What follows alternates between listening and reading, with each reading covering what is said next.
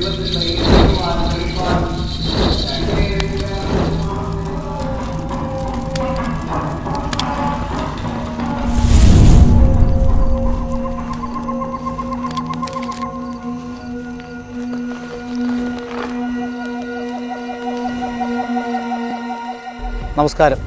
ഞാൻ അരൂർ ശ്രീകൃഷ്ണ പ്രസിഡന്റ് മഹാദേവക്ഷത്തിലെ മുഖ്യ കാര്യദർശി.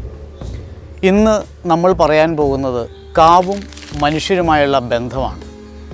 ഒരു കാവിൻ്റെ സംരക്ഷണം അല്ലെങ്കിൽ കാവ് മനുഷ്യനെ എങ്ങനെ സ്വാധീനിക്കുന്നു എന്നുള്ള ഒരു കർമ്മയോഗത്തിലൂടെയാണ് നമ്മുടെ സഞ്ചാരം. നാഗങ്ങളും കർമ്മയോഗിയായിരിക്കുന്ന ദേവതകളും വസിക്കുന്ന കാവിനെ സംരക്ഷിക്കുക എന്നുള്ളത് ഓരോ മനുഷ്യജന്മത്തിൻ്റെയും അധികാരമാണ്. ആ അധികാരം ഇന്ന് നമ്മുടെ കൈകളിൽ നിന്നൊക്കെ ഒരുപാട് വിദൂരമായി കാവുകളെല്ലാം പോയി തുടങ്ങി.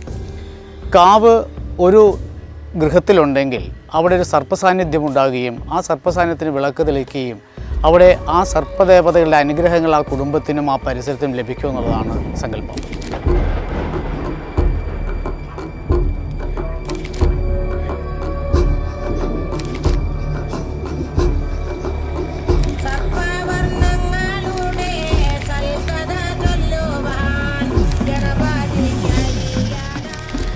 ഈ രീതിയിൽ നമ്മൾ മുന്നോട്ട് പോവുകയാണെങ്കിൽ നമ്മളുടെ ആ പഴമ നമുക്ക് തിരിച്ചെടുക്കുകയും നമ്മളെല്ലാവരും നാഗാരാധന ഉണ്ടായി നാഗപൂജകൾ ചെയ്ത് നാഗക്ഷേത്രങ്ങൾ ഉണ്ടാക്കി വെച്ചാരാധന ഉണ്ടായിരുന്ന ഒരു കാലഘട്ടത്തെ നമുക്ക് എങ്ങനെ ഇനി തിരിച്ചു കൊണ്ടുവരാമെന്നുള്ള ഒരു സങ്കല്പമാണ് നമ്മൾ ഇന്ന് കേരളീയർ ചിന്തിക്കേണ്ടത്. പ്രത്യേകിച്ച് കേരളീയരുടെ കുടുംബങ്ങളിലൊക്കെ പഴയ നാഗക്ഷേത്രങ്ങളും തറകളും ഉണ്ടായിരുന്നു. ഇന്ന് അതെല്ലാം നമുക്ക് നഷ്ടപ്പെട്ടു പോയി. ജന്മാന്തരങ്ങളുടെ ഒരു ബന്ധങ്ങൾ നാഗവുമായിട്ട് എപ്പോഴും കണക്റ്റഡാണ്. കാരണം വെച്ചാൽ നാഗം എന്ന് പറയുന്ന ആ രീതിയിലാണ് ഒരു മനുഷ്യ ജന്മം എടുക്കുന്നത്. ഒരു ഗർഭസ്ഥ ശിശു പോലും നാഗരൂപത്തിലൂടെയാണ് ആ ഗർഭത്തിൽ പ്രവേശിക്കുന്നത്.